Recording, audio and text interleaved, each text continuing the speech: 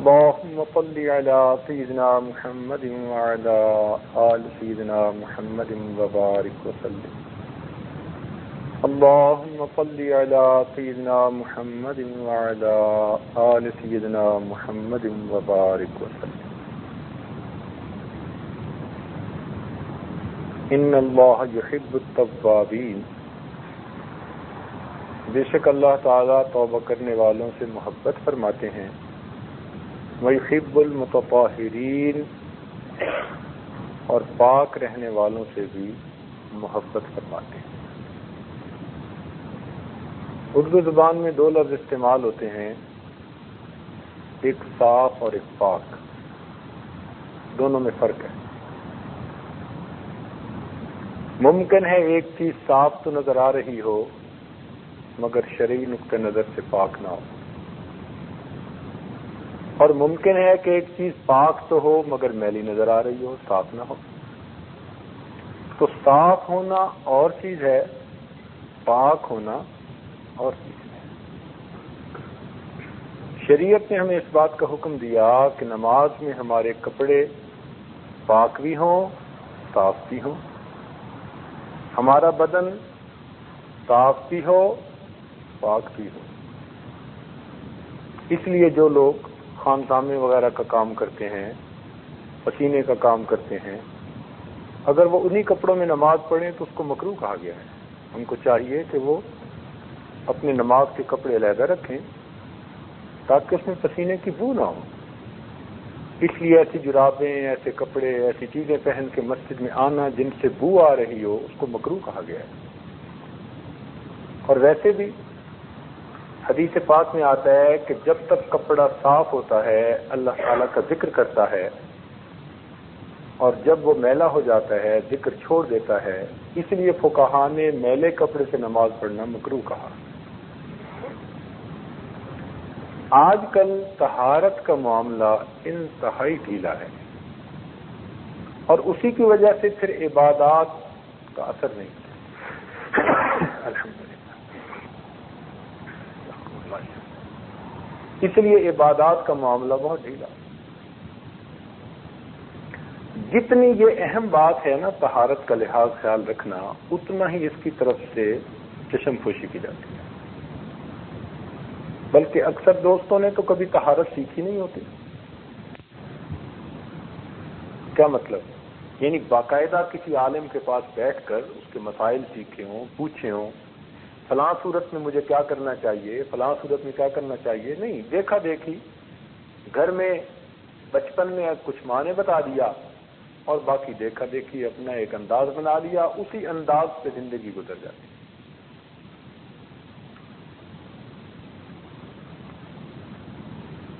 کیونکہ ان مجالس میں خشیت نماز کے متعلق باتیں ہوں گی. مقصود ہمارا وہ ہے، اس کی ابتدا طہارت سے ہوتی ہے. کوئی آدمی ایسا ممکن نہیں کہ جس کو نماز کا خشوع حاصل ہو اور وہ طہارت کا خیال نہ رکھتا ہو. ممکن ہی نہیں.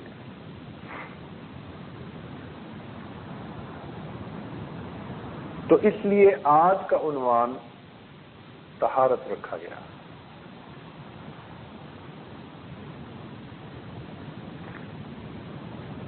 طہارت کی 4 منزلیں ہیں. تصوف میں مشائخ کی نظر میں طہارت کے 4 درجے ہیں، 4 مراتب ہیں. سب سے پہلی طہارت بدن کی طہارت.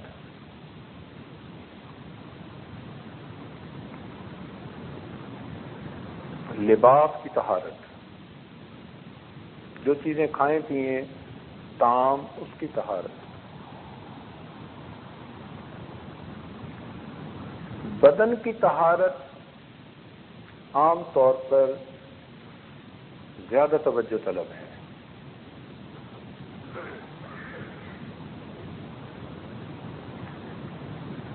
مثال کے طور پر آدمی کو غسل کے فرائض کا پتہ ہو کہ بلوغ کے بعد اس کو غسل کیسے کرنا ہے، اگر اس کو فرائض کا پتہ ہی نہیں تو جتنی بھی نمازیں پڑھتا پھرے گا اس کا دل پر کوئی اثر نہیں ہوگا، نہ اللہ کے ہاں قبول ہوں گے۔ تو باقاعدہ ان مسائل کو سیکھنا، نہانا اور چیز ہے، غسل کرنا اور چیز ہے۔ مردوں میں تو پھر بھی ممکن ہے کہ غسل کے فرائض کا پتہ ہو، عورتوں میں غفلت بہت زیادہ ہے۔ کچھ وہ اس کو شرم و حیا کی باتیں سمجھتے ہوئے مسئلے پوچھتی بھی نہیں ہے واضح۔ اور گھر کے مردوں میں اور مردوں میں فرق کوئی نہیں ہوتا۔ بات ذرا سخت سی کر دی ہے مگر کر ٹھیک دی ہے۔ آج کل کے مردوں میں اور مردوں میں کوئی فرق نہیں۔ وہ گھر کی عورتوں کو دین نہیں سکھاتے، ایک ہی مقصد کے لیے رکھا ہوتا ہے، اللہ اللہ اور خیر۔ خود بیت بھی ہو جاتے ہیں، خود مراقبے بھی کر لیتے ہیں، گھر والوں کو اس کام میں شریک کرنے کی کوشش نہیں کرتے۔ اپنی اولاد کو محبت کی وجہ سے پیار دیتے ہیں، تربیت نہیں دیتے۔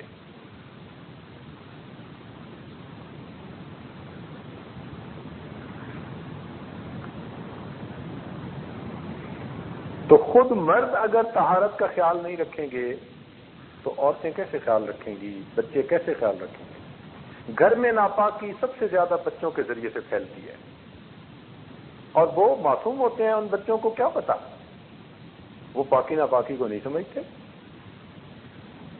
وہ اسی باتھ روم میں جائیں گے، اسی لوٹے کو استعمال کریں گے، ان کو کیا پتا کہاں چھینٹے پڑ رہے ہیں اور کہاں نہیں پڑ رہے۔ شریعت بھی ان کے لیے کسی درجے میں آسانی کرتی ہے جب تک بالغ پورے طور پر نہیں ہو جاتے۔ یہ تو ہمیں واچ کرنا ہے، دیکھنا ہے کہ بچوں کو طہارت ٹھیک آتی ہے یا نہیں آتی۔ اب آپ یقین سے کہہ سکتے ہیں کہ اس نے اپنے سب بچوں کو غسل استنجا کے مسائل سکھائے ہیں، یا کسی ایسے عالم کے پاس بٹھایا ہے کہ جس نے ان کو یہ مسائل سکھائے ہوں؟ نہیں۔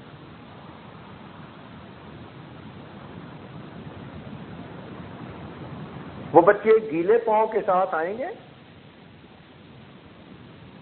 اور پھر اسی مصلے پہ نماز پڑھیں گے جہاں پہ ہم پڑھتے ہیں۔ اب جب گیلے پاؤں سے مصلے پہ کھڑے ہوئے تو مصلے پہ بھی اس کا اثر آیا۔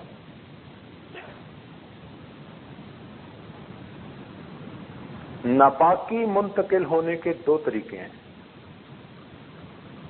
ایک طریقہ تو یہ کہ ناپاکی مائع شکل میں ہو، گیلی ہو اور چیز خشک ہو، یا پھر ناپاکی خشک ہو مگر چیز گیلی ہو، تو دونوں صورتوں میں ناپاکی منتقل ہو جاتی ہے۔ مثال کے طور پر ایک چیز خشک تھی مگر ناپاک تھی، آپ نے گیلے پاؤں پر رکھ دیے، اب پاؤں ناپاک ہو گئے۔ اب ذرا غور کیجئے، عام طور پر گھروں کے اندر جو صفائی کرنے والے ہوتی ہیں، یا تو خادمائیں عورتیں رکھی ہوتی ہیں یا کچھ گھروں میں مرد رکھے ہوتے ہیں۔ یہاں کا کچھ بابا آدم ہی نرالا نظر آتا ہے کچھ معاملات میں۔ ان کام کرنے والے مردوں کو تو غیر محرم سمجھتے ہی نہیں۔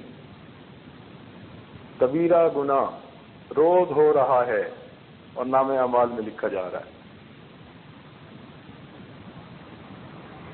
اب وہ جو کام کرنے والے ہیں ان میں سے تو کوئی مسلم بھی نہیں ہوتے، تو ان سے توقع کیا کرنی پاکی ناپاکی کی؟ وہ تو ہے ہی ناپاک۔ اب وہ مرد عورتیں غسل خانے دھوتے ہیں، اب جب غسل خانے دھوئیں گے تو ان کے ہاتھ ناپاک ہوں گے نا۔ جب ہاتھ ان کے ناپاک ہوں گے تو اسی ہاتھ سے وہ غسل خانے کا ہینڈل پکڑیں گے۔ اب ہینڈل بھی ناپاک ہو گیا، وہ تو آ گئے۔ اب آپ نے باتھ روم یوز کرنا ہے، آپ گئے، آپ نے باتھ روم سے فراغت استعمال کی حاصل کی، اور آپ نے بھی گیلے ہاتھوں سے اسی ہینڈل کو پکڑ لیا۔ اب وہ اگرچہ خشک تھا مگر ناپاک تھا، تو جب آپ نے گیلے ہاتھ اس کو لگا دیے تو ناپاکی آپ کے ہاتھ پر لگی۔ اب کہتے ہیں جی نماز میں کیفیت نہیں بنتی۔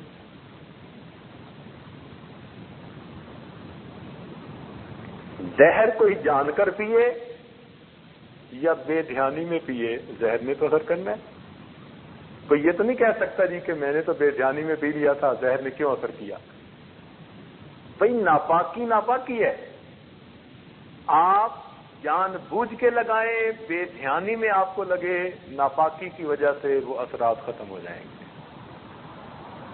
اس لیے طہارت کا مسئلہ انتہائی اہم مسئلہ ہے. باقاعدہ سیکھنی پڑتی ہے، واچ کرنا پڑتا ہے، اس کو بچوں کو سکھانا پڑتا ہے. اس لیے ہمارے حضرات اپنے مصلے کم از کم گھر میں علیحدہ رکھتے تھے. بچوں کے مصلے مخصوص کر دیے جاتے تھے. بچوں کو پتہ ہے کہ جی یہ بچوں کے مصلے ہیں، بچوں نے جب بھی نماز پڑھنی ہے اس پہ پڑھیں. کون سی اتنی بڑی بات ہے؟ آپ جتنے بچے ہیں سب کے مصلے بے شک علیحدہ کر دیں، یا ان کو پتہ ہو کہ ہمارے یہ مصلے ہیں، ہم نے ان پہ نماز پڑھنی ہے، لیکن اپنے مصلے علیحدہ رکھیں. چونکہ کپڑے کے مصلے ناپاک ہو جائیں تو پھر چلتے رہتے ہیں. تو پاکی ناپاکی کا انتہائی خیال. کئی دوستوں کو ہم نے دیکھا بڑے آرام کے ساتھ غسل خانے میں جا کر وضو کرتے ہیں اور ننگے پاؤں کے ساتھ وضو کر کے پھر گھر کے فرش پہ چلتے ہوئے آ کے مصلے پہ کھڑے ہو جاتے ہیں. اب گھر کا فرش کہاں پاک ہے بھائی؟ گھر کے فرش پہ تو روز وہ موپ کرتی ہے خادمہ، سویپ کرتی ہے، اور جس چیز سے اس کو سویپ کرتی ہے وہ چیز غسل خانوں میں بھی استعمال ہوتی ہے، فرش پہ بھی استعمال ہوتی ہے. تو کوئی گارنٹی نہیں کر سکتا. آپ کو ایک نئی سی چیز بتا دوں. ہم لوگ ایئرپورٹ پہ آ رہے تھے، قریب کا ایک ملک ہے، نام نہیں لیتا پھر مسئلہ نہ کھڑا ہو جائے. تو ایئرپورٹ پر مسجد بنی ہوئی ہے، نئی نئی بنی ہے، خوبصورت. نمازیں ہم بھی پڑھتے تھے، قدرتاً ہم اس دن پہنچ گئے، اللہ نے ہمیں محفوظ رکھنا تھا.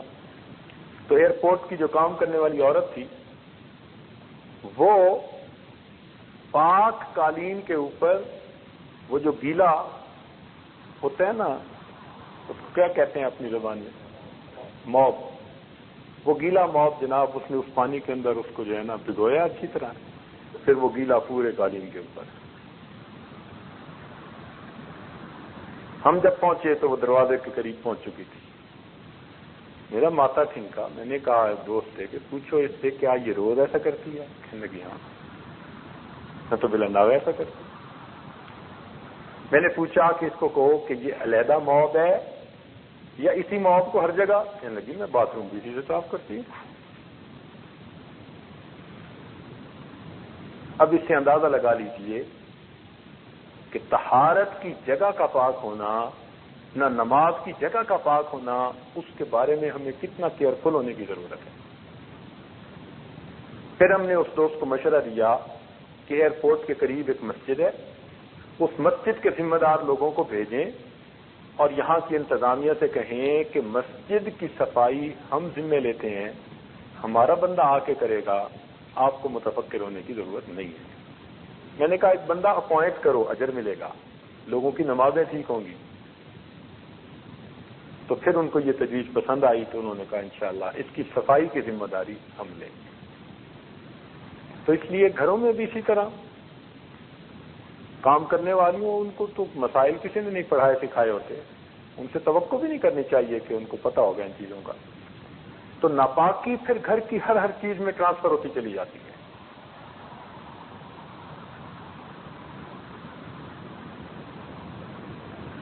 تو بدن کا پاک ہونا، اس کے مسائل سیکھنے پڑتے ہیں. عورتوں میں عام طور پر بالوں کے کھولنے کے معاملے میں سستی ہوتی ہے، چلو، لیکن ان کی جو یہ چھوٹی رنگ وغیرہ پہنتی ہیں یا کچھ ناک میں پہن لیتی ہیں یا ادھر پہنتی ہیں، ان کو بھی ٹھیک طرح سے ہلا کے پانی نہیں پہنچاتی، حالانکہ وہاں بھی پانی کا پہنچانا فرض ہوتا ہے. تو انہوں نے نہا تو لیا، لیکن وہ جو جگہیں ہیں یا وہ جو جسم کے سوراخ ہیں ان میں پانی نہیں پہنچا صحیح طرح سے. اور کئی جگہوں پر تو نیل پالش لگا لیتی ہیں، ویسے ہی کام چوڑ ہو جاتا ہے. نیل پالش یا لپسٹک ان کی تہ چڑھ جاتی ہے، اس لیے اگر یہ لگی ہوئی ہوگی تو نہ غسل ہوگا نہ انسان کا وضو ہوگا۔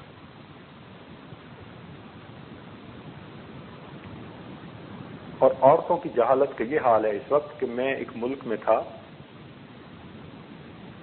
تو مسجد کے متولی صاحب نے یہ واقعہ خود سنایا۔ بڑا شہر نہیں تھا، ذرا دیہات سی تھی، لیکن مسجد کا متولی نیک بندہ تھا، اچھا بندہ تھا، رو رہا تھا بیٹھا ہوا۔ پوچھا کیا ہوا؟ کہنے لگا جی حال یہ ہے میرے اپنے گھر کا، حالانکہ میں گھر کے اندر تعلیم بھی کرواتا ہوں اور سارا کچھ کرتا رہتا ہوں، نیکی کی بات بھی کرتا رہتا ہوں، میاں بیوی ہم اکٹھے ہوئے، فجر کا وقت میں نے غسل کیا، نماز پڑھنے چلا گیا، معمول تھا اشراق تک مسجد میں بیٹھنے کا۔ اس دن جی چاہا کہ میں جا کے آرام کروں چونکہ سارا دن کام کرنا ہے، تو میں نماز پڑھتے ہی گھر آ گیا۔ میں نے دیکھا کہ میری بیوی بھی آرام سے نماز پڑھ رہی ہے، تو مجھے خیال آیا کہ بھائی میں نے نہایا تو ٹھنڈ بہت تھی، ٹھنڈی بہت تھی، تو اس نے بڑی ہمت کی کہ اتنا جلدی فارغ بھی ہو گئی، ورنہ پانی گرم کرنے میں نہانے میں وقت لگنا ہے۔ تو میں نے پوچھا کہ تم نے اتنا جلدی نہا بھی لیا؟ کہنے لگی میں تو نہیں نہائی۔ آپ کیوں نہیں نہائی؟ کہنے لگی میں کوئی کسی غیر مرد کے پاس گئی ہوں جو میں ناپاک ہوئی ہوں۔ تب پتہ چلا محنت کی،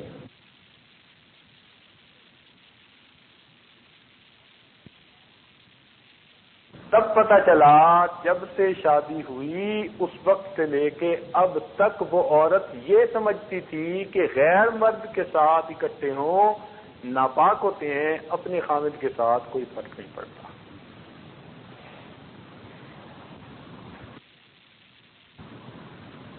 تو اس لیے بچیوں میں طہارت کے مسائل، اسی تو ہم کہتے ہیں کہ بچیوں کو کیوں نہیں عالمہ فاضلہ بناتے، ان کو کیوں نہیں دینی تعلیم دیتے۔ میرے دوستو، کسی آدمی کے دو بچے ہوں نا، ایک بیٹا اور ایک بیٹی، اور اس کی حیثیت اتنی ہو کہ دو میں سے ایک کو دین کی تعلیم دے سکتا ہے، تو اس کو چاہیے کہ بیٹی کو تعلیم پہلے دے، اس لیے کہ مرد پڑھا فرد پڑھا، عورت پڑھی خاندان پڑھا۔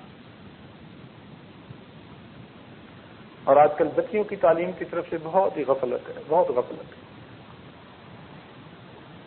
ہمارے حضرات تو خود پڑھایا کرتے تھے۔ درمیان میں ایک واقعہ یاد آ رہا ہے،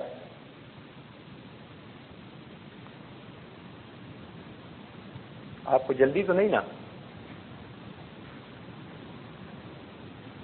ہمارے حضرت رحمۃ اللہ علیہ کو قاری محمد طیب رحمۃ اللہ علیہ نے واقعہ سنایا حضرت اقدس نانوتوی رحمۃ اللہ علیہ کے بارے میں۔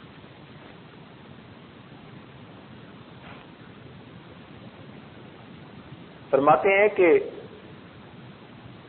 دادی اماں نے یہ واقعہ سنایا، یعنی قاری طیب صاحب نے خود یہ دادی اماں سے سنا۔ حضرت نانوتوی رحمۃ اللہ علیہ کی شادی ایک نواب صاحب کی بیٹی سے ہوئی تھی۔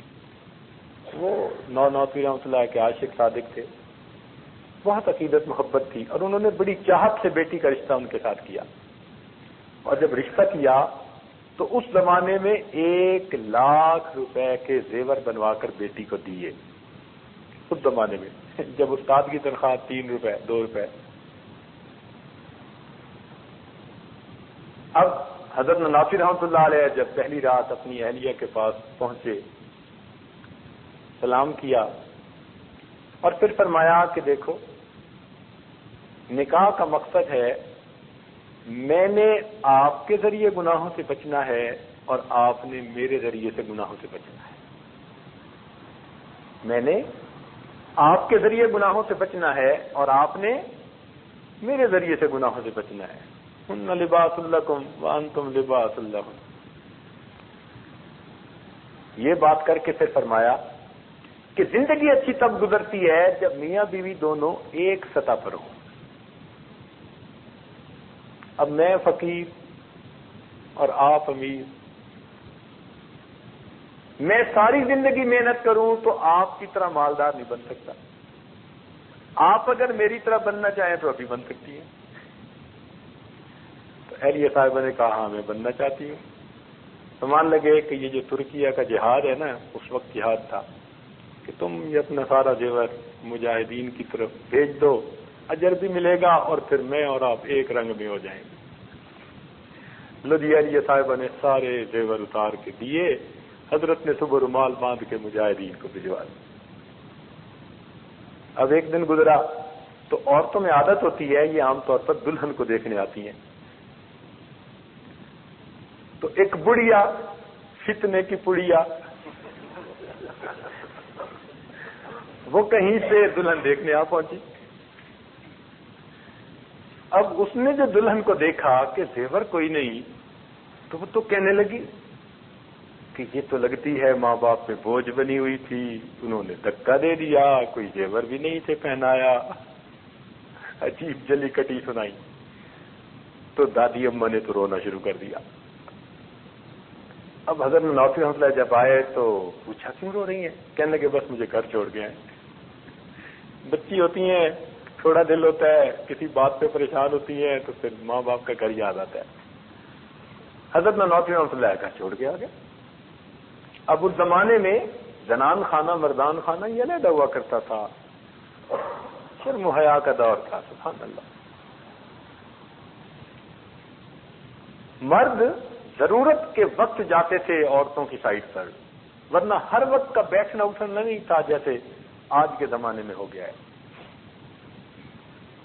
ایک دو دن کے بعد جب نواب صاحب نے عورتوں کی طرف یعنی گھر کی عورتوں کی طرف آئے تو بیٹی کو دیکھا تو حیران ہوئے کہ بیٹی کب آئی؟ پتہ چلا 2-3 دن ہو گئے، بھائی شادی کوئی تو اتنے دن ہوئے۔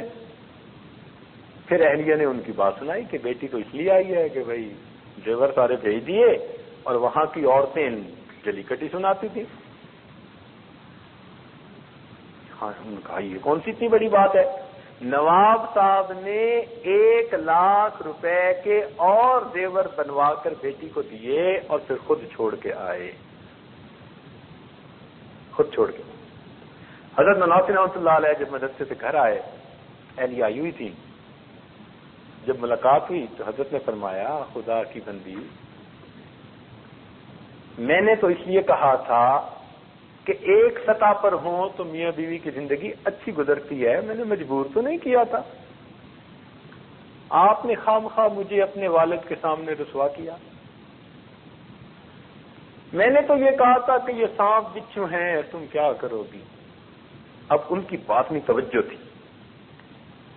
دادی صاحبہ نے فرمایا کہ حضرت کے جب یہ لفظ منہ سے نکلے نا کہ یہ سانپ بچھو ہیں، تو فرماتی ہیں مجھے محسوس ایسے ہونے لگ گیا کہ یہ سانپ ہیں، یہ بچھو ہیں جو میں نے پہنے ہوئے ہیں۔ کہنے لگی اتنا میرے اوپر یہ کیفیت ہوئی، میں نے تو نوچنا شروع کر دیا، نکالنا ہے۔ حضرت فرماتے ہیں نا نا نا نا، اور میں سب زیورات کو توڑ رہی ہوں، نکال رہی ہوں، اتار رہی ہوں، حتیٰ کہ بدن سے سارے زیور اتار کر میں نے کہا حضرت یہ سانپ بچھو ہیں، ان کو بھی بھیج دو، آج کے بعد میں نام نہیں لوں گی۔ حضرت نے اگلے دن وہ بھی مجاہدین کو بھجوا دی۔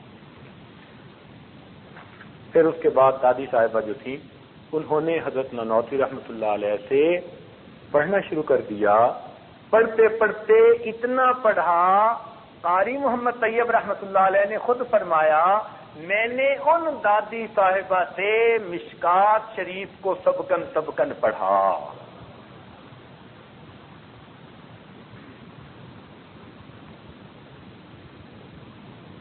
تو ہمارے اسلاف گھر کی عورتوں کو اس طرح بنایا سنوارا کرتے تھے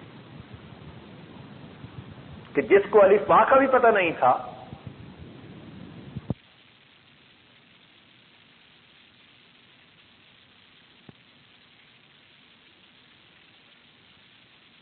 ان کے جو عورتیں اپنے ہاتھوں سے کرتی ہیں، اس لیے کہ اس میں اگر 3 سائیکل ہیں نا مشین میں، آٹومیٹک پانی آئے اور 3 سائیکل، اتنا پیور اتنا صحیح وہ سفید کر دیتی ہے کہ ایک قطرہ پانی نہیں رکھ دیتا۔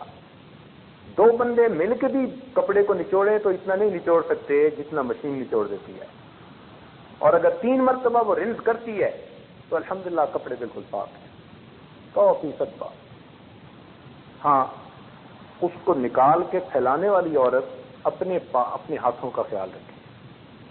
اب کیا کرتی ہیں کہ کپڑے تو پاک دھل گئے، لیکن اٹھا کے پھیلانے والی گھر کی نوکرانی ہے. اب وہ انہی ہاتھوں سے پاک کپڑوں کو لے جا کے پھیلا رہی ہے، پھر وہی سارا کچھ. تو آپ پورے پروسیس پر نظر ڈالیں. درمیان میں مشین نے تو کپڑے دھو دیے، 3 مرتبہ پاک کر دیے، رنس کر دیے، بالکل صحیح، لیکن ہم کن ہاتھوں سے اس کو لے جا کے لٹکا رہے ہیں، کس جگہ پر لٹکا رہے ہیں، ان کا خیال رکھنا. عورت کو بتانا پڑتا ہے، ان کو سمجھانا. اپنے کھانے پینے کی چیزوں کا خیال رکھنا. کچن کے اندر بھی پاکی ناپاکی کا بڑا مسئلہ بنتا ہے. اور اگر کام کرنے والی یہ دوسری عورتیں ہوں تو ان بیچاریوں کو کیا پتا، وہ چیز نیچے گرے گی، اسی ہاتھ سے اٹھا کے اس کو اوپر رکھ دیں گے. اور اچھے اچھے دوستوں میں برتنوں کے تلوے کے بارے میں تو احساس ہی نہیں ہوتا کہ یہ بھی ناپاک ہوتے ہیں. برتنوں کے تلوے کو ہمیشہ مشکوکی سمجھیں. آپ کو نہیں پتا وہ کس جگہ پر رکھے گئے. اور دوست کیا کرتے ہیں کہ گھر سے کھانا لے کے آئے اور ٹرے کو اوپر رکھ دیا دسترخوان پر. یہ سب سے بڑی غلطی ہوتی ہے. ٹرے اوپر رکھنے کی کیا ضرورت ہے؟ ٹرے کو رکھیں سائڈ پر، اور جو اندر برتن پڑے ہیں وہ اٹھا کے رکھیں دسترخوان پر.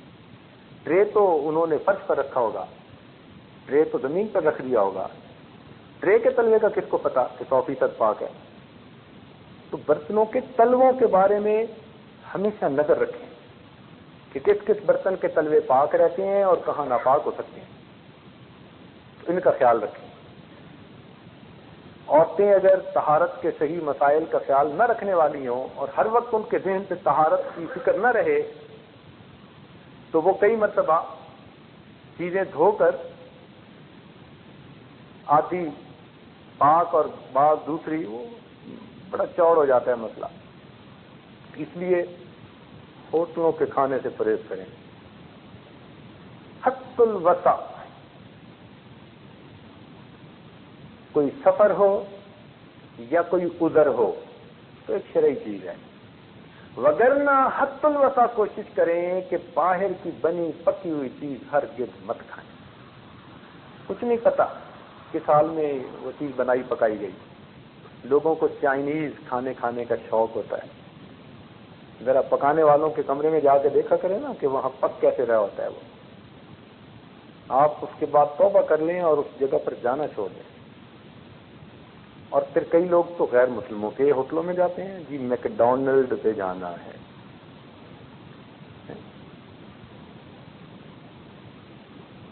KFC پہ جا کے مرغی کھانی ہے.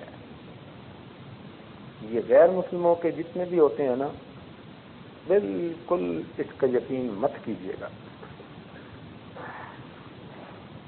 اللہ اکبر. ہمارے واشنگٹن میں ایک طالب علم تھا ناظرے کا.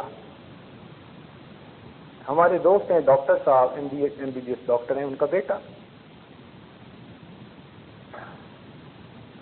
بہت انٹیلیجنٹ لڑکا، اسکول میں کلاس میں فرسٹ آنے والا، پریزیڈینشل ایوارڈ کے لیے اس کا نام بھیجا گیا. لیکن ہمارے مدرسے میں 1 سال میں اس نے 1 پارہ بھی نہ پڑھا. حتیٰ کہ دوسرا سال گزر گیا پھر بھی 1 پارہ.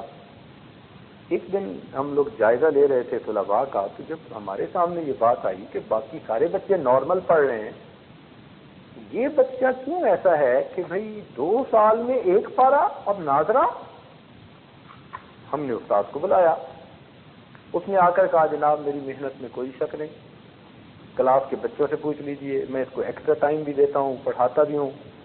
مسئلہ یہ ہے کہ یہ بچہ آگے چند صفحے پڑھتا ہے، پچھلے بھول جاتا ہے، تو پھر شروع کرواتے ہیں، پھر آگے پڑھتا ہے، پھر پیچھے سے بھول جاتا ہے. ہماری تو سمجھ سے باہر ہے. جتنی محنت اس پر کی، اگر میں اتنی محنت 10 بچوں پر کرتا تو وہ قرآن پڑھ جاتے. مجھے نہیں سمجھ کہ اس کو کیا ہے. بچے کو بلایا. بچے نے کہا جناب میرے پڑھنے میں بھی کوئی شک نہیں ہے، کلاس کے بچوں سے پوچھ لیجئے، میں جب آتا ہوں اس وقت سے لے کر آخری وقت تک مستقل پڑھتا رہتا ہوں، نہ شرارت کرتا ہوں نہ مذاق کرتا ہوں. مجھے خود احساس ہے کہ مجھے پڑھنا چاہیے. مجھے سمجھ نہیں آتی، میں اپنے اسکول میں اتنا انٹیلیجنٹ ہوں کہ میرا نام جو ہے اسکالرشپ والوں میں ہے، اور یہاں پر میں آگے چند صفحے پڑھتا ہوں بھول جاتا ہوں، مجھے سمجھ نہیں آتی. ہمیں اور زیادہ فکر ہوئی کہ بھئی جب استاد بھی پڑھا رہا ہے، بچہ بھی پڑھ رہا ہے، تو پھر کہیں نہ کہیں تو مصیبت ہے. خیر متفکر رہے، اللہ سے دعا مانگتے رہے. الحمدللہ اللہ تعالیٰ نے اگلے دن تہجد کے بعد ایک بات دل میں ڈالی تو شرح صدر ہو گیا کہ ہاں کوئی نہ کوئی گڑبڑ ایسی ہی ہے. اگلے دن ہم نے بچے کو بلایا اور بلا کر پیار سے پوچھا کہ بچہ بتاؤ کہ تم کیا کیا کھاتے ہو، کہاں کہاں کھاتے ہو. اب جب اس سے پوچھا تو اس نے جناب 6-7 امریکن ہوٹلوں کے نام، ریسٹورینٹ کے نام دے دیے کہ جی وہاں کی فش اینڈ چپ پسند ہے اور فلاں جگہ کی جو ہے وہ چکن نگٹس پسند ہے اور فلاں جگہ کا پیزا پسند ہے. پتہ چلا کہ شام کا کھانا گھر میں پکانے کی عادت ہی نہیں تھی. ماں باپ بچوں کو لے جا کے انہی جگہوں پہ کھانا کھا کے آتے. اب ہم نے اگلے دن کہا کہ جی والدین کو لے کے آؤ، ماں کو بھی باپ کو بھی، دونوں کو لے کے آنا. آگے ہمارے دوستوں میں سے تھے، تعلق والوں میں سے تھے، سلسلے میں بیعت بھی تھے اور حلال کا خیال رکھنے والے تھے، نیک بندے تھے. یہ نہیں تھا کہ کوئی شرابی کبابی بدماش تھے، نہ اچھے لوگ تھے، نمازی تھے. اب آگے ہم نے انہیں کہا کہ جی دیکھو سیریس پرابلم ہے، ہم آپ سے ڈسکس کرنا چاہتے ہیں. 2 سال ہمارے استاد نے آپ کے بچے پر محنت کی، آپ کے بچے نے بھی محنت کی، لیکن ایک پارہ بھی اس کا مکمل نہیں ہوا. اس کا مطلب ہے کہ something is seriously bad somewhere. اب کہاں ہے تو صحیح کوئی مسئلہ. ہم نے کہا وہ مسئلہ یہ ہے کہ آپ اپنے بچے کو حرام کھلا رہے ہیں اور حرام سے جو گوشت بنتا ہے وہ کبھی اللہ کے نور کو قبول نہیں کرتا، اس لیے محنت بیکار ہے. 2 راستے ہیں. بچے کو قرآن ہمارے پاس پڑھانا ہے تو ادھر جانا بند کر دو، اور ادھر جانا بند نہیں کر سکتے تو پھر بچے کو اپنے ساتھ لے جاؤ. ہم اپنا وقت مزید اس کے اوپر نہیں لگا. جب 2 بات کہی تو وہ کہنے لگے جی بچے کو قرآن تو پڑھانا ہے. انہوں نے وعدہ کیا کہ آج کے بعد ہم اپنے گھر پکائیں گے اور ہمیشہ گھر کا پکا کھانا بچوں کو کھلائیں گے. بچے کو گھر کا کھانا ملنا شروع ہوا. بچے نے اگلے 1 سال کے اندر پورا قرآن مجید مکمل پڑھ لیا.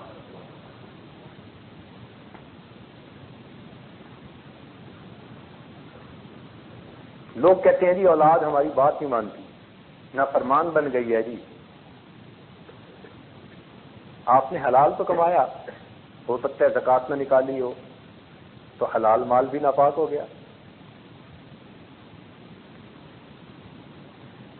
ہو سکتا ہے آپ نے زکوٰۃ نکالی ہو، سود شامل کیا ہو سکتا ہے آپ نے باقی ساری احتیاطیں کی ہوں، بچوں نے اس مال سے ایسی چیزیں خرید کے کھائی ہوں کہ جو حرام چیزیں ان میں شامل ہوں. تو اس لیے ان تمام چیزوں کا خیال رکھنا پڑتا ہے. اینڈ ریزلٹ تو یہ ہے نا کہ پیٹ میں کیا جا رہا ہے. اگر پیٹ میں پہنچنے سے پہلے کہیں نہ کہیں اس میں کوئی خلاف شرع چیز آ گئی تو اثرات تو وہ حرام کے ہی مرتب ہوں گے.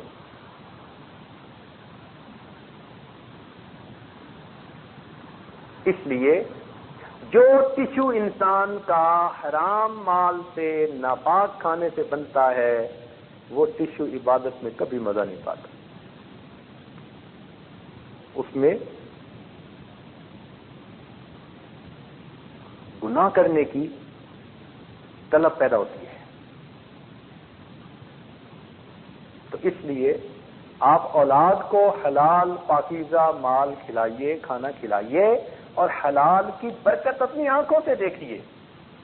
اس لیے ذکر و سلوک میں رزق حلال اور صدق مقال، ان 2 چیزوں کی بڑی اہمیت ہے. رزق حلال اور صدق مقال، 2 چیزوں کی بہت اہمیت ہے.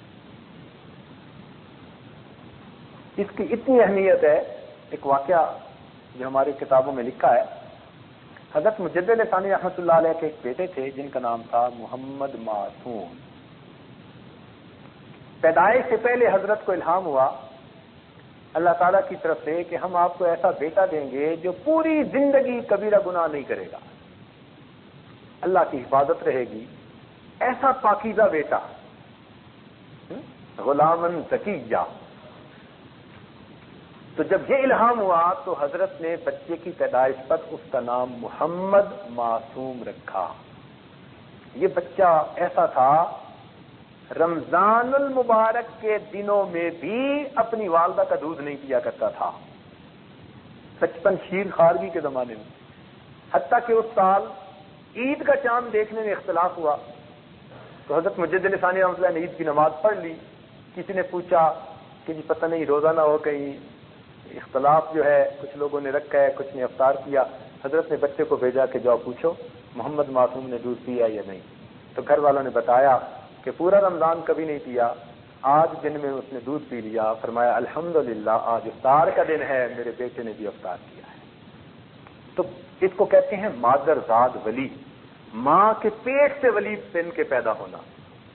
کہیں کہیں اللہ تعالیٰ ایسے بندے پیدا کر دیتا ہے، یہ معصوم نہیں ہوتے، یہ محفوظ ہوتے ہیں۔ انبیاء کرام معصوم ہوتے ہیں اور اولیاء کرام محفوظ ہوتے ہیں، اللہ تعالیٰ کی حفاظت ہوتی ہے۔ چنانچہ اس بچے کا یہ حال تھا کہ 9 سال کی عمر میں امام ربانی مجدد ثانی رحمۃ اللہ علیہ نے اس کو نسبت نقشبندیہ کے حصول کی بشارت عطا فرما دی تھی۔ 9 سال کی عمر کی، اتنی چھوٹی عمر تھی۔ فرمایا تھا کہ تجھے سلسلے کی نسبت جو ہے نصیب ہو چکی، تمہارا دل اس سے منور ہے۔ حضرت ایک دفعہ نماز پڑھ کے باہر نکلے تو دیکھا کہ جو نمازیوں کے جوتے ہیں وہ کچھ ادھر پڑے ہوئے ہیں لائن میں اور کچھ ادھر پڑے ہوئے ہیں لائن میں، بڑے سلیقے سے رکھے ہوئے۔ تو حضرت مجدد صاحب متوجہ ہوئے کہ یہ کیا معاملہ ہے، تو آپ پر کھولا گیا کہ بھئی ادھر کے جوتوں والے جو ہیں وہ اصحاب الیمین ہیں اور ادھر والے اصحاب الشمال ہیں۔ اب جب یہ الہام ہوا تو آپ بڑے حیران ہوئے، اور آپ نے پوچھا کہ یہ کیا ہوا؟ تو کسی نے بتایا جی محمد معصوم بچہ آیا تھا، وہ کھیل رہا تھا جوتوں سے، تو آدھی لائن ادھر لگا دی آدھی لائن ادھر لگا۔ حضرت نے فرمایا اس کا مطلب ہے کہ اس کا کشف اتنا ہو گیا ہے اور یہ بچے سے سنبھالا نہیں جائے گا۔ تو حضرت نے اپنے شیخ خواجہ باقی باللہ رحمۃ اللہ علیہ کو خط لکھا کہ حضرت میرے بیٹے کا کشف اتنا بڑھ گیا، اب میں کیا کروں؟ خواجہ صاحب نے فرمایا میرے پاس بھیج دو۔ انہوں نے اپنے بچے کو خواجہ باقی باللہ رحمۃ اللہ علیہ کے پاس سرہند سے دہلی بھیجا۔ جب وہاں گیا تو خواجہ باقی باللہ رحمۃ اللہ علیہ نے اس زمانے کے بازار کا پکا ہوا کھانا کھلا کر 3 دن کھلایا، ان کا کشف ختم ہو گیا۔ اب اس زمانے کے بازار کا کھانا کیا ہوگا بھائی؟ تو اگر اس زمانے کے بازار کا کھانا کھا کر کشف ختم ہو جاتا ہے تو پھر آج کے بازار تو آپ جانتے ہیں، وہ ایمان کا خطرہ ہو جاتا ہے۔ اس لیے ایک عادت بنا لیجئے کہ کھانا گھر کا کھانا ہے پکا ہوا، باہر کا نہیں کھانا، یا سفر میں یا کوئی اور عذر میں جو شرعی ہو تو پھر شریعت اس کے لیے اجازت دے دیتی ہے۔ تو بدن پاک، کپڑے پاک، اور انسان جو کھانا کھاتا ہے یہ کھانا پاک ہو۔ چنانچہ حضرت خواجہ غلام علی دہلی رحمۃ اللہ علیہ جو مرزا مظہر جان جانا رحمۃ اللہ علیہ کے خلیفہ خاص تھے، وہ فرماتے ہیں کہ ایک مرتبہ میں کہیں دعوت پر چلا گیا اور وہاں پر مشتبہ کھانا کھا لیا۔ فرماتے ہیں میری کیفیات بند ہو گئیں، میں نے شیخ کو بتایا، شیخ نے کہا کہ روزانہ آنا، میں تمہیں خاص مراقبہ کرواؤں گا، توجہ ڈالوں گا۔ فرماتے ہیں کہ میں 1 مہینہ متواتر جا کر شیخ سے توجہ لیتا رہا، تب میری وہ کیفیت ختم ہوئی۔ 1 مرتبہ کا کھانا کھایا۔ اس عاجز کے سسر محترم خواجہ محمد عبد المالک صدیقی رحمۃ اللہ علیہ جو میرے شیخ کے شیخ بھی تھے، حضرت مرشد عالم رحمۃ اللہ علیہ کے وہ شیخ بنتے تھے، اور ان کو حضرت مدنی رحمۃ اللہ علیہ ہر سال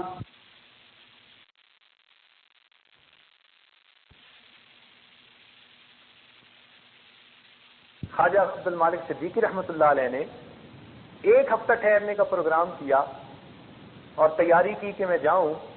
حضرت مدنی رحمۃ اللہ علیہ اس وقت درس حدیث دے رہے تھے. حضرت نے درس موقوف کیا اور طلباء اور حضرت کمرے سے درس حدیث سے نکلے، دارالحدیث سے، اور اس کمرے میں آئے جہاں ٹھہرے ہوئے تھے، ضیوف الرحمان کا جو کمرہ ہوتا ہے مدرسے میں. اب طلباء تو باہر بیٹھ گئے دروازے سے اور حضرت مدنی اندر تشریف لائے. خواجہ صاحب سمجھے کہ بھئی ملاقات کے لیے آئے ہوں گے. تو جب ملاقات ہوئی تو حضرت مدنی رحمۃ اللہ نے فرمایا کہ خواجہ صاحب آپ ہر سال 2 ہفتے یہاں قیام فرماتے ہیں، طلباء کو فائدہ ہوتا ہے. اس مرتبہ آپ نے 1 ہفتہ جو ہے قیام کے بعد جانے کا ارادہ کر لیا. میں نے درس حدیث موقوف کیا، بچے وہاں بیٹھے ہیں اور میں یہاں بیٹھا ہوں. جب تک آپ 1 ہفتہ اور رہنے کا ارادہ نہیں فرمائیں گے، نہ میں دارالحدیث میں جاؤں گا نہ بچے وہاں جائیں گے. تو جب اتنا حضرت نے اصرار کیا تو خواجہ صاحب نے مزید 1 ہفتہ قیام فرمایا اور پھر ان کو اجازت دی. حضرت مفتی کفایت اللہ رحمۃ اللہ علیہ درس دے رہے تھے، قلب کا لفظ آ گیا تو طلباء کو فرمایا بھئی اس لفظ کا اگر لفظی معنی سمجھنے ہے تو میں بتا دیتا ہوں، اور حقیقت معلوم کرنی ہے تو خواجہ عبد المالک صدیقی سے جا کر پوچھیں. اللہ نے ان کو وہ مقام دیا. چنانچہ ان کے حالات زندگی میں انہوں نے خود یہ لکھوایا کہ حضرت اکبر ثانوی رحمۃ اللہ علیہ سے ایک دفعہ ملاقات ہوئی. حضرت اکبر ثانوی رحمۃ اللہ علیہ کی عادت شریفہ تھی کہ کوئی بھی آ جاتا اپنے نظم کو آگے پیچھے نہیں کرتے تھے. لیکن اللہ تعالیٰ کی شان کہ جب خواجہ صاحب پہنچے اور حضرت ثانوی رحمۃ اللہ علیہ نے دیکھا تو دیکھ کر بڑے خوش ہوئے. تعارف میں پوچھا کہ آپ کون ہیں، کہاں سے ہیں؟ فرمایا کہ میں ایک نقشبندی فقیر ہوں، اللہ اللہ کرتا بھی ہوں کرواتا بھی ہوں، اسی میں زندگی گزر رہی ہے. تو ثانوی رحمۃ اللہ اتنے خوش ہوئے کہ ان کو بلایا اور اپنے نظام الاوقات کو منسوخ کرنے کا اس دن اعلان کیا اور پورا دن بمائے مریدین کے حلقے اور ذکر کی شکل میں گزارا. اور پھر جب شام کو رخصت کرنے لگے تو مسجد کے باہر جب ان کو رخصت کیا تو وہاں پر فرمایا خواجہ صاحب قیامت کے دن میرا بھی خیال رکھنا. یہ حضرت اقدس ثانوی رحمۃ اللہ علیہ کے الفاظ کہ خواجہ صاحب قیامت کے دن میرا بھی خیال رکھنا.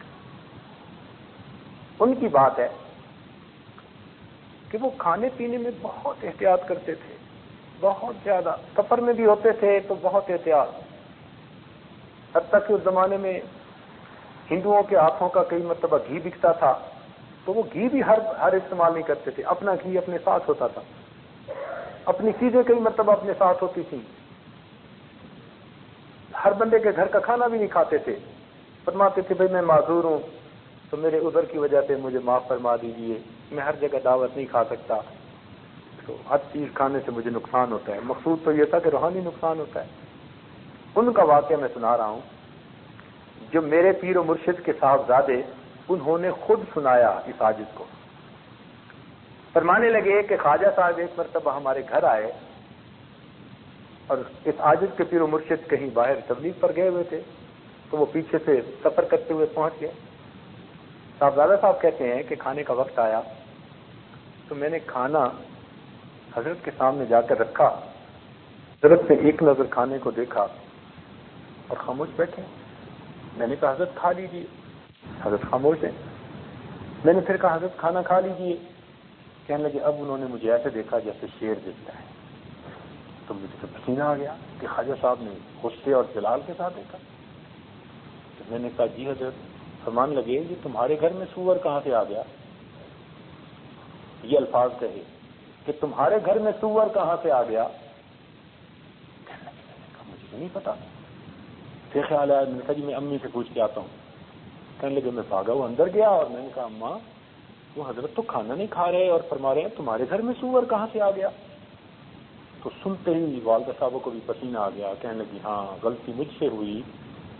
یہ میرے ہمسائے کی عورت بڑی مدت سے متمنی تھی کہ جب بھی تمہارے پیر صاحب آئیں گے تو ان کا کھانا میں پکاؤں گی، اور مجھے خیال نہیں رہا، میں نے قبول کر لیا. تو یہ کھانا ہمارے گھر کا نہیں پکا ہوا، یہ تو ہمسائے کے گھر کا پک گیا ہے. کہنے لگے والدہ صاحب نے اس وقت کچن میں کھانا بنایا اور بنا کر دیا اور خواجہ صاحب نے اس کو نوش فرمایا. تو یہ ایسے بصیرت والے لوگ تھے کہ کھانے کو دیکھ کر ان کو پتہ چلتا تھا اس میں نور ہے، اس میں ظلمت پڑی ہوئی.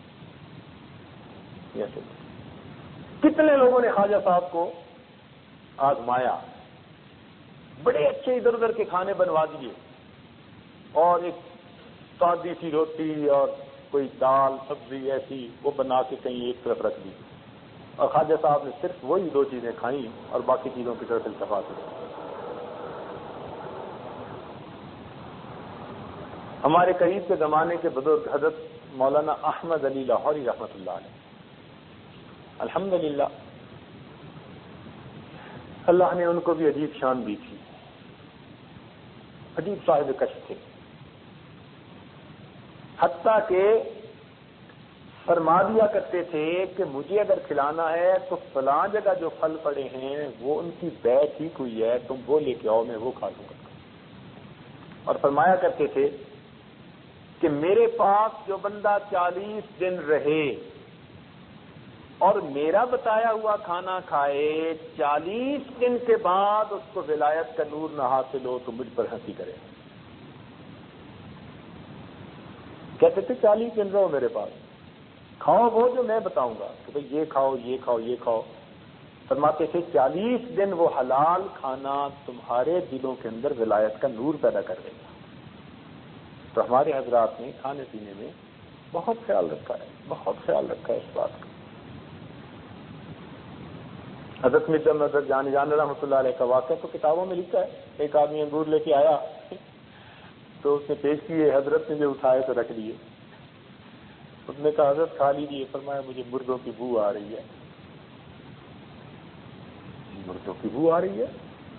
وہ سمجھدار تھا، وہ گیا اس بندے کے پاس جس سے خریدے تھے، اس نے کہا جی فلاں بندہ بیچنے آتا ہے، میں نے اس سے خریدے۔ جب اس کے پاس گیا تو پتہ چلا کہ اس نے قبرستان میں انگوروں کی بیلیں لگائی ہوئی، قبرستان میں انگوروں کی بیلیں اگائی ہوئی تھیں، ان پر انگور لگے تو خواجہ صاحب نے اٹھائے اور کہنے لگے مجھے مردوں کی بو آتی۔ یہ ایک فراست ہوتی ہے، اللہ تعالیٰ عطا فرما دیتے ہیں۔ تو اس لیے ہمیں احساس نہیں ہوتا، لیکن کھانے پینے میں حلال پاکیزہ کھانے کا ہونا یہ انتہائی ضروری ہے۔ اب جب تک آپ اس کا خیال نہیں رکھیں گے نماز کی حضوری نصیب نہیں ہوگی، وساوت سے جان نہیں چھوٹے گی۔ آپ کہیں جی میں تو بڑی کوشش کرتا ہوں وسوسوں سے جان چھوٹے، بھائی اگر مقام احسان والی نماز پڑھنی ہے، اگر اولیاء والی نماز پڑھنی ہے، اگر اکابرین والی نماز پڑھنی ہے تو اس کی پریپریشن کرنی پڑے گی، اور یہ اس کی پریپریشن ہے، گراؤنڈ پریپیئر ہوتا ہے اس سے۔ تو اس لیے بدن کا پاک ہونا، کپڑوں کا پاک ہونا، کھانے کا پاک بھی ہونا، حلال بھی ہونا، یہ طہارت کی پہلی قسم اور پہلا درجہ ہے۔ یہ طہارت کا پہلا درجہ ہے۔ یہ بات آپ کو اچھی طرح کلیئر ہو گئی ساری۔ طہارت کا پہلا درجہ کتنی چیزیں عرض کی ساجد نے، کوئی بتا سکتے ہیں؟ بدن کا پاک ہونا، لباس کا پاک ہونا، اور جو کھانا کھایا جا رہا ہے وہ حلال بھی ہو، اور اس کی تفصیلات اس لیے کر دی کہ تاکہ آپ کے سامنے رہیں۔ طہارت کا دوسرا درجہ اپنے جسم کے اعضاء کو گناہوں سے پاک کرنا۔ طہارت کا دوسرا درجہ کیا ہے؟ جسم کے اعضاء کو گناہوں سے پاک کرنا۔ دیکھیں پہلی جو قسم تھی وہ ظاہری نجاست کے بارے میں تھی، اور اب جو بتا رہے ہیں یہ باطنی نجاست کے بارے میں۔ یہ باطنی نجاست بھی تو ہوتی ہے، تبھی تو فرمایا انما المشرکون نجس، کہ مشرک نجس ہوتے ہیں۔ اب وہ نہا دھو کے بھی غسل خانے سے نکلے پھر بھی نجس، اس لیے کہ نجاست حکمی ہے، سمجھے؟ ایک نجاست ظاہری ہوتی ہے، ایک نجاست حکمی ہوتی ہے۔ تو جب انسان گناہوں کا مرتکب ہوتا ہے تو جس عضو سے گناہ کیا وہ عضو گویا ناپاک ہو گیا، اس پر نجاست لگ گئی۔ اللہ والوں کو اس سے پتہ چلتا ہے۔ اس لیے سیدنا عثمان غنی اللہ عنہ کے پاس ایک آدمی آیا اور راستے میں اس کی نگاہ غیر محرم پر پڑ گئی تھی، تو آپ نے فرمایا ما بالک، لوگوں کو کیا ہو گیا؟ کہ بے محابہ ہمارے پاس چلے آتے ہیں اور ان کی نگاہوں سے زنا ٹپکتا ہے. اللہ تعالیٰ یوں مہربانی کرتا. تو اعضاء کو گناہوں سے یعنی گناہوں سے بچانا، جب بھی گناہ کیا گیا کسی عضو سے، بس یوں سمجھیے کہ وہ جسم کا عضو ناپاک ہو گیا اور اس کے اثرات ہوتے ہیں، بو ہوتی ہے. یہ تو حدیث پاک میں بھی آتا ہے کہ جب بندہ جھوٹ بولتا ہے تو اس کے منہ سے اتنی بو نکلتی ہے کہ فرشتے اس سے تھوڑی دیر کے لیے دور ہو جاتے ہیں. اور یہ بھی حدیث پاک میں آتا ہے کہ جب موت کے فرشتے آتے ہیں بندے کی روح نکالنے کے لیے تو وہ اس کے جسم کے اعضاء کو سونگھتے ہیں. اگر اعضاء سے اس نے گناہ کیے ہوں گے تو ان اعضاء سے ان کو بو محسوس ہوتی ہے، اور جب بو آتی ہے وہ سمجھ لیتے ہیں کہ یہ نافرمان تھا، پھر اس کی پٹائی شروع کر دیتے. اور جو انسان پاکیزہ زندگی گزارنے کا عادی ہو اس کے جسم سے ایک خوشبو محسوس ہوتی ہے. اس لیے نبی علیہ الصلوۃ والسلام کے جسم اطہر سے خوشبو آتی. حضرت انس اللہ عنہ نے روایت کی، ما شممت مسکم ولا عنبرۃ اطیب من ریح رسول اللہ صلی اللہ علیہ وسلم، کہ میں نے کوئی مشک اور عنبر نہیں سونگا مگر نبی علیہ الصلوۃ والسلام کے جسم اطہر کی خوشبو اس سے بھی زیادہ خوشبودار ہوا کرتی. مدینہ کی عورتیں نبی علیہ السلام کے پسینہ مبارک کو عطر میں ڈالتی تھیں، عطر کی خوشبو اچھی ہو جاتی تھی. ام سلیم رضی اللہ تعالیٰ عنہ بچوں کو بھیج کر ایک شیشی میں پسینہ جمع کرواتی تھیں اور پھر وہ پسینہ دلہن کی رخصتی کے وقت اس کو لگاتے تھے، اس کے جسم کپڑوں سے کئی دن تک خوشبو آتی رہتی تھی. ایک صاحب نے کہا حضرت بیٹی کی شادی کرنی ہے کوئی چیز نہیں، تو آپ نے کچھ تو دے دیا اور ساتھ فرمایا یہ میرا پسینہ لے جاؤ، دلہن کے لیے خوشبو کا کام آئے. ایسی اس گھر سے خوشبو آتی تھی کہ وہ گھر والے ہی عطر والوں کا گھر مشہور ہو گیا. صحابہ کرام فرماتے ہیں ہم نبی علیہ السلام کو کبھی ڈھونڈنا ہوتا تو جس راستے سے گزرتے اس راستے کی مہک سے اندازہ لگا لیتے تھے اللہ کے محبوب اس طرف گئے ہیں. سبحان اللہ. تو دیکھا جسم سے کیسی خوشبو، اور یہی خوشبو سیدنا صدیق اکبر رضی اللہ عنہ کے جسم سے نکلتی تھی. حضرت عمر رضی اللہ عنہ کی روایت ہے، وہ فرماتے ہیں کہ سیدنا صدیق اکبر کے جسم سے ایسی خوشبو آتی تھی اطیب من ریح المسک، جو کہ مشک کی خوشبو سے بھی زیادہ جو ہے وہ خوشبودار ہوا کرتی. اس لیے اللہ والے چونکہ نیکی کی زندگی گزارتے ہیں ان کے جسموں سے خوشبو محسوس ہوتی ہے. فرشتوں کو بھی خوشبو آتی ہے. اس لیے جو ذکر کرنے والے لوگ ہیں نا قلبی ذکر، وہ فرشتوں کو پتہ نہیں چلتا، ان کو تو اتنا چلتا ہے کہ خوشبو آئی. وہ لکھتے ہیں نام احوال میں خوشبو آئی خوشبو آئی. اللہ تعالیٰ قیامت کے دن پوچھیں گے بھائی یہ کیا لکھا؟ اللہ خوشبو آتی تھی پتہ تو نہیں چلتا تھا ہے کیا. اللہ فرمائیں گے کہ میرا بندہ اپنے دل میں مجھے یاد کرتا تھا، ذکر کر رہا ہوتا تھا، اب اس ذکر کا بدلہ میں نے دینا ہے. اللہ اپنی رحمت کے ساتھ ذکر قلبی کا اجر عطا فرمائیں. تو گناہوں کی وجہ سے اعضاء ناپاک ہو جاتے ہیں اور نیکی کی وجہ سے پھر ان کی نجاست ختم ہو جاتی ہے، دھل جاتی ہے. اس کو نجاست حکمی کہتے ہیں. ظاہر میں تو بندہ کافر ہوگا، گورا چٹا ہوگا بدن اس کا، مگر پھر بھی نجس ہے کیونکہ مشرک کو اللہ تعالیٰ نے نجس فرما دیا. تو پہلا درجہ ظاہری بدن، کپڑے، کھانا، ان چیزوں کی نجاست سے پرہیز کرنا، بچنا. اعضاء کو گناہوں کی نجاست سے بچانا، یعنی یہ ذہن میں رکھیں کہ جب بھی غیر محرم پر ہماری بری نظر پڑے گی ہماری آنکھ ناپاک ہوگی. زبان سے جھوٹ نکلے گا ہماری زبان ناپاک ہوگی. ہاتھ سے ہم نے کسی کے حقوق کو غصب کیا ہاتھ ناپاک ہو گئے. تو جس جس عضو سے گناہ کر رہے ہیں وہ ناپاک ہے. اب ان اعضاء کو ان گناہوں سے پاک کرنا. آج کل بعض دوست گناہوں سے بچتے ہیں 70%, 75%, 80%, 90%, 95%.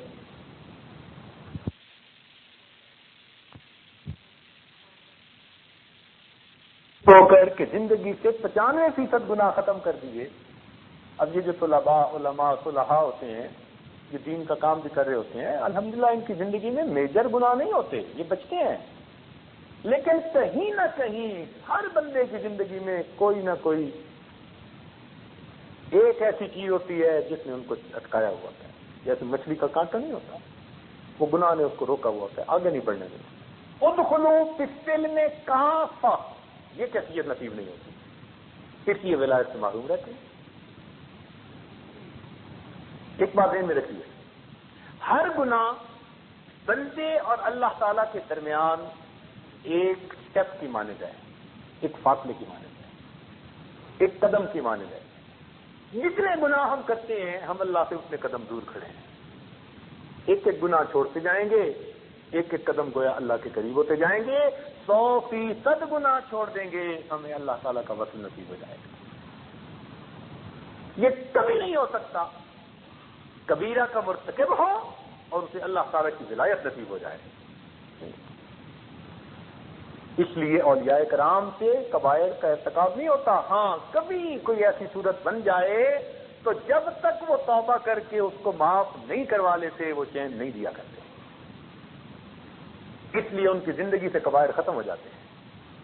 اول تو ہوتے نہیں، اور اگر تقاضۂ بشریت کبھی ہو جائیں تو جب تک پھر وہ توبہ ایسی کرتے ہیں کہ ان کی توبہ کے ثواب کو اگر شہر پہ تقسیم کر دو، اللہ کی قسم شہر والوں کے گناہ معاف کر دیے. تو طہارت کا پہلا درجہ ظاہری نجاست سے اپنے آپ کو بچانا، اور طہارت کا دوسرا درجہ باطنی نجاست سے یعنی گناہوں سے اپنے اعضاء کو بچانا.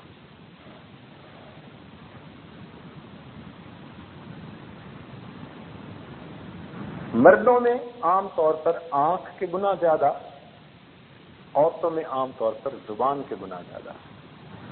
ہمارا یہ تجربہ ہے. دیندار عورتیں بھی گول مول ایسی بات کر جائیں گی جو آرام سے جھوٹ ہوگا، اور بڑے آرام سے کہ بس میں نے گول سی بات کر دی. بھائی وہ جو کہہ رہی ہیں نا آپ، میں نے گول سی بات کر دی، وہ جھوٹ ہے. تو آج تو وقت ایسا ہے کہ نیک عورتیں، آپ تجربہ کر کے دیکھ لیجئے، ذرا سی کوئی بات ہوگی نا، بس میں نے اس کو نہیں پتہ چلے اس لیے جھوٹ بول دیا، اس کو پتہ نہ چلے اس لیے جھوٹ بول دیا، اس کو پتہ نہ چلے، وہ آپس میں پتہ نہ چلے اسی میں پتہ نہیں جھوٹ پہ جھوٹ بولتی چلی جاتی.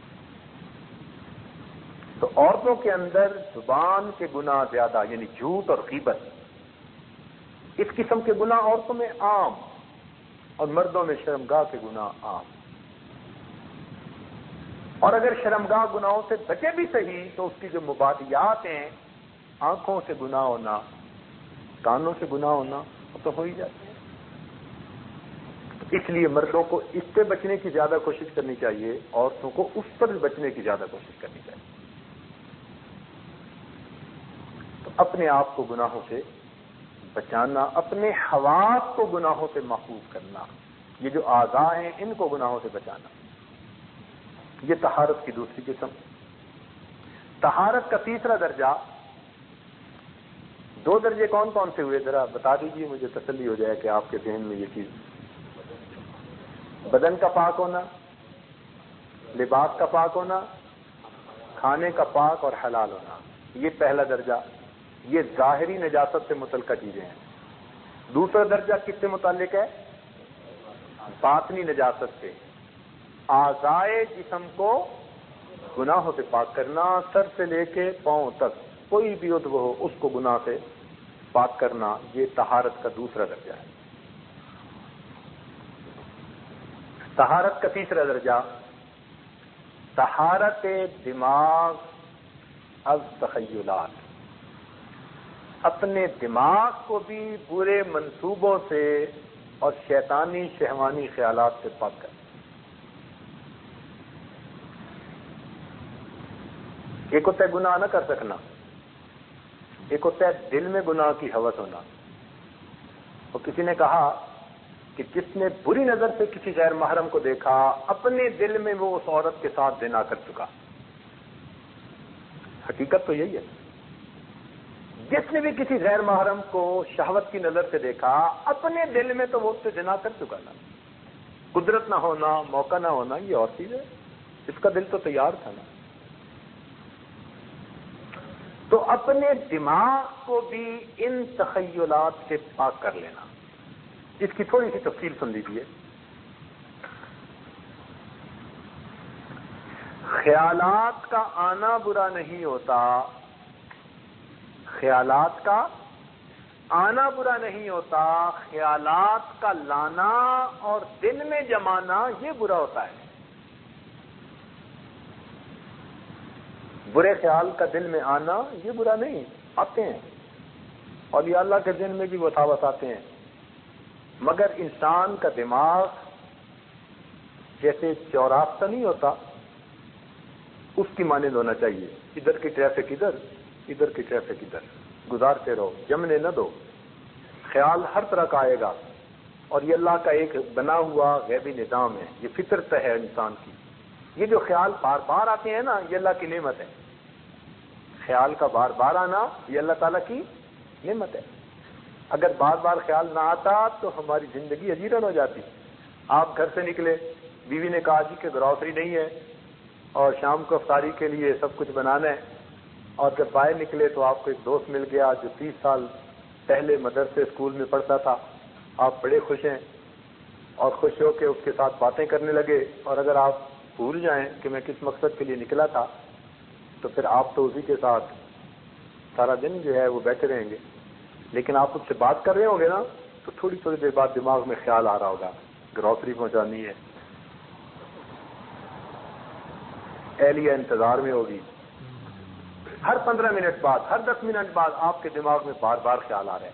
یہ جو خیال کا بار بار آنا یہ اللہ کی نعمت ہے. ورنہ ہم پیچھے بات کو بھول کر اگلی میں لگ جاتے ہیں تو ہماری تو مصیبت ہو جاتی ہے.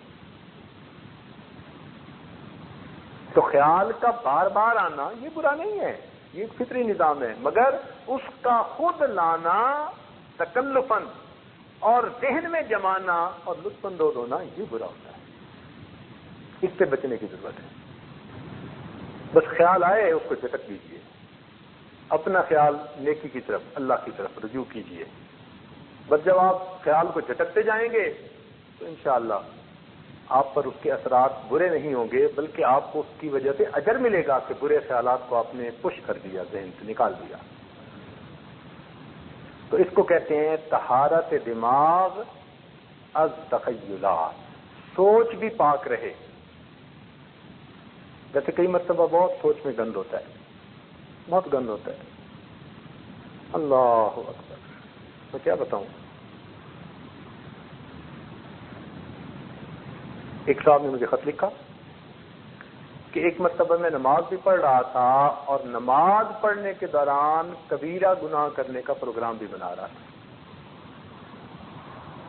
نماز بھی پڑھ رہا ہوں، کہنے لگا میری حالت یہ، اس نے خط میں لکھا، کہنے لگا حالت یہ کہ میں نماز بھی پڑھ رہا ہوں اور نماز کے دوران میں کبیرہ ایک گناہ کرنے کا پکا پروگرام بھی بنا رہا ہوں. تو حالت تو یہ ہوتی ہے.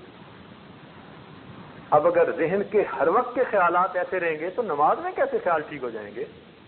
پھر نماز میں بھی وہی چیز گھومتی رہے گی. اس لیے طہارت کا تیسرا درجہ کیا ہے؟ طہارت دماغ از تخیلات، یعنی برے تخیلات، شہوانی خیالات، شیطانی خیالات، ان سے اپنے دماغ کو پاک کرنا، یہ طہارت کا تیسرا درجہ ہے. یہاں تک بات کلیئر ہو گئی، اچھی طرح سمجھ آ گئی. چوتھا درجہ ہے طہارت دل از مذمومات.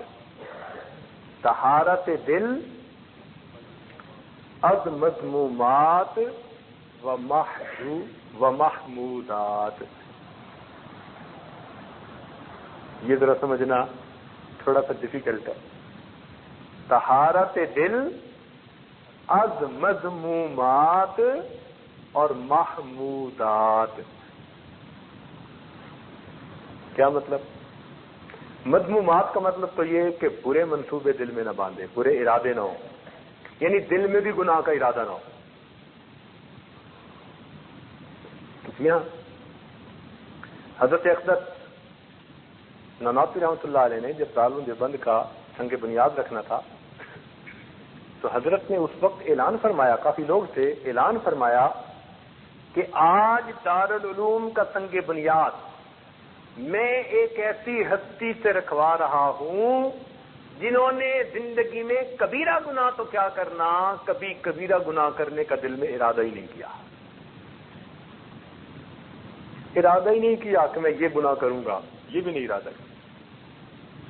تو ایک بزرگ تھے، منع شاہ کے نام سے مشہور تھے. ظاہر میں تو قد چھوٹا تھا، اللہ کے ہاں بہت بڑا تھا. گھاس کاٹتے تھے اور گھاس کاٹ کے بیچتے تھے اور زندگی گزرتی تھی. تھوڑے سے پیسے بچتے تھے، اس میں سے بھی وہ کچھ تھوڑا تھوڑا روز پس انداز کر لیتے تھے، بچا لیتے تھے. اور پورے سال میں تب جا کر اتنے پیسے بچتے کہ ان پیسوں سے وہ دارالعلوم کے اساتذہ کی ایک مرتبہ دعوت کیا کرتے تھے. تو دارالعلوم کے اساتذہ خود لکھتے ہیں، فرماتے ہیں ہم سارا سال ان کی دعوت کے منتظر رہتے، اس لیے کہ جس دن ان کے گھر کی دعوت کھاتے 40 دن تک نماز کی حضوری ہماری بہتر ہو جاتی تھی. 40 دن تک نماز کی حضوری میں اضافہ محسوس ہوتا تھا. سبحان اللہ. تو ان کا نام لیا، فناس ذکر سے انہوں نے سنگ بنیاد رکھا. یہ ایسے مخلص لوگوں کا لگایا ہوا پودا ہے جس کو اللہ کی طرف سے پھر قبولیت ملی ہے. ورنہ عمارتیں تو ہر جگہ بن جاتی ہیں، فیض ہر جگہ سے چالو نہیں ہوتا. فیض اس لیے نکلتا ہے کہ وہاں ایسے لوگ ہوتے ہیں جن کے جسموں سے گناہوں کا کھوٹ نکل چکا ہوتا ہے. اس لیے ذنون مصری رحمۃ اللہ علیہ فرماتے تھے کہ متقی انسان وہ ہے جس کے دل کی تمناؤں کو مجسم کر کے تشتری میں رکھا جائے اور اس تشتری کو سرے بازار پھرائیں تو ایک بھی بات ایسی نہ ہو جس پر اس کو ندامت ہو. فرماتے تھے یہ کیفیت ہے تو یہ متقی انسان، یعنی دل میں بھی کوئی مذموم ارادہ نہ ہو. اس کو کہتے ہیں طہارت دل از مذمومات. اور دوسری بات کہی از محمودات. کیا مطلب؟ کہ اگر کوئی نیکی کے کام کرتا ہے نا تو اس پر بھی خود پسندی دل میں نہ ہو. محمودات کہتے ہیں اچھی باتوں کو، تو اچھی باتوں کا بھی دل کے اندر مان نہ ہو، میں نیک ہوں، اچھا ہوں، یہ بھی دل میں نہ ہو. یہ خود پسندی بھی بندے کے گرنے کا سبب ہے. یہ خود پسندی تو گرا جاتی ہے. سمجھے؟ اب یہاں پر ایک تفصیلی نقطہ عرض کرتا ہوں.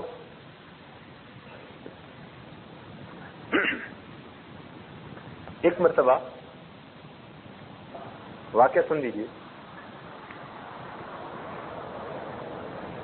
ایک مرتبہ خواجہ باقی باللہ رحمۃ اللہ علیہ نے کسی محفل میں بات کرتے ہوئے یہ کہہ دیا کہ مجھے اللہ نے اب ایک ایسا مقام دے دیا ہے توکل کا کہ میرے اوپر اب کوئی بھی حال آ جائے، مصیبت آ جائے، اب مجھے اللہ کے توکل سے نہیں ہٹاتی، کوئی پریشانی نہیں ہوتی. یعنی کوئی ایسی بات کر دی جس بات میں تھوڑا سا محسوس ہوتا تھا کہ بھئی اپنی تعریف ہے. لو جی کیا ہوا، اللہ تعالیٰ کی حکمت اور اس کا حکم اور اذن، خواجہ صاحب کا پیشاب بند ہو گیا. اور جب پیشاب بند ہو گیا تو جس کا پیشاب بند ہو جائے تو اس کو تو ایسی تکلیف ہوتی ہے کہ مرغنین بسمل کی طرح تڑپ رہا ہوتا ہے. تو خواجہ صاحب تو زمین پر لیٹنے لگ گئے، بڑی دعائیں مانگی، پیشاب جاری نہیں ہوتا تھا. بہت روئے دھوئے اللہ کے حضور. بالآخر دل میں الہام کیا گیا کہ فلاں مدرسے کے طلباء کے جا کر دعاؤں کرواؤ تو ہم اس بیماری سے نجات عطا کریں. خواجہ باقی باللہ رحمت اللہ علیہ چل کر گئے اور مدرسے کے طلباء سے فریاد کی کہ میرے لیے دعا کرو، میری طبیعت ٹھیک ہو جائے، مصیبت پریشانی بیماری دور ہو جائے، مدرسے کے طلباء نے دعا دی، اللہ رب العزت نے اس بیماری کو دور فرما دیا۔ یہ کیوں ہوا تھا؟ خود پسندی کی بات ہوئی تھی۔ اللہ تعالیٰ نے ایسے بندوں کے پاس بھیجا جو طالب علم تھے، درجے میں ان سے بہت نیچے نظر آتے تھے، تو اللہ تعالیٰ پھر ذرا سیدھا کر دیتے ہیں سوچ کو، کم درجے کے بندے کے پاس بھیج دیا تاکہ وہ عجب یا میں والی کوئی صورت ہی نہ رہے باقی۔ تو خواجہ باقی اللہ کے ساتھ یہ معاملہ ہے۔ اب تفصیلی نقطہ یہ ہے کہ مفسرین نے لکھا کہ ایک مرتبہ حضرت موسیٰ علیہ السلام سے کسی نے مجمع میں پوچھ لیا کہ جی اس وقت دنیا میں سب سے بڑا علم والا کون ہے؟ تو انہوں نے کہہ دیا میں ہوں سب سے بڑا علم والا۔ اب بات بھی سچی تھی، وقت کے نبی ہی سب سے بڑے علم والے ہوتے ہیں، عالم ہوتے ہیں، مگر پھر بھی ایک دعویٰ تو نکلتا ہے۔ چونکہ بات سے دعویٰ نکلتا تھا، اس لیے اللہ رب العزت نے پیغمبر کے مقام پر ہونے کے باوجود ان کو ایک کم درجے کے بزرگ کے پاس بھیجا، جاؤ ذرا خضر علیہ السلام کے پاس۔ تو خضر علیہ السلام کے پاس بھیجنے میں حکمت یہ تھی کہ بڑائی صرف اللہ کو دیبا ہے، اور کسی کی زبان سے بھی کوئی ایسا لفظ نکلے جس میں کچھ بڑائی نظر آتی ہو، پروردگار وہی اس کا معاملہ سیدھا کر دیتے۔ اس کے لیے فرمایا کہ طہارت دل از مذمومات و محمودات، نہ برائیوں کے منصوبے ہو، نہ اپنی نیکیوں پہ بندہ فریفتہ ہو۔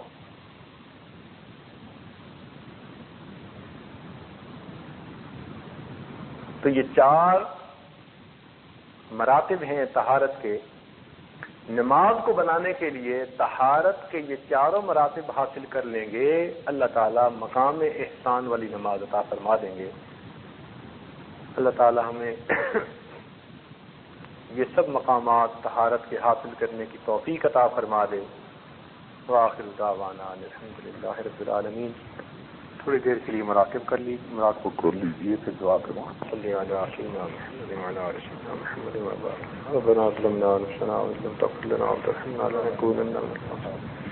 رب اغفر وارحم وتجاوز عما تعلم انك انت الغفور۔ اللهم انا نسألك الهدى والتقى والعفاف والغنى، اللهم انا نسألك العفو والعافية والرزق، اللهم استعملنا بسنة نبيك سيدنا محمد صلى الله عليه وسلم، توفنا على ملته وأجرنا منك، اللهم أعنا على ذكرك وشكرك وحسن عبادتك وتلاوة كتابك، اللهم اكفنا بحلالك عن حرامك وأغننا بفضلك عمن سواك، صلى الله تعالى على حبيبه سيدنا محمد وآله وأصحابه أجمعين برحمتك يا الله۔ نمازیں وہ اپنی قضا نمازیں ادا کریں، ایک دن کی، 2 دن کی، 3 دن کی، جتنے بھی ہو سکیں اس وقت کے دوران 12 بجے تک۔ جو حضرات صاحب ترتیب ہیں ان کی قضا نمازیں نہیں ہیں، وہ چاہیں تو صلاۃ التسبیح بھی پڑھ سکتے ہیں۔ یہ ایک ایسی نماز ہے کہ جس کے احادیث میں بہت فضائل، نبی الاسلام نے فرمایا اپنے چچا کو کہ اے چچا، اگر ہو سکے تو روز پڑھ لیا کر، اور اگر نہ ہو تو پھر ہر ہفتے میں 1 مرتبہ پڑھ لیا کریں۔ یہ بھی نہ ہو تو مہینے میں 1 دفعہ، اور یہ بھی نہ ہو تو سال میں 1 دفعہ، اور یہ بھی نہ ہو تو زندگی میں 1 دفعہ پڑھ لیا کریں، تاکہ اس کی برکتوں سے آپ بہرہوار ہو سکیں۔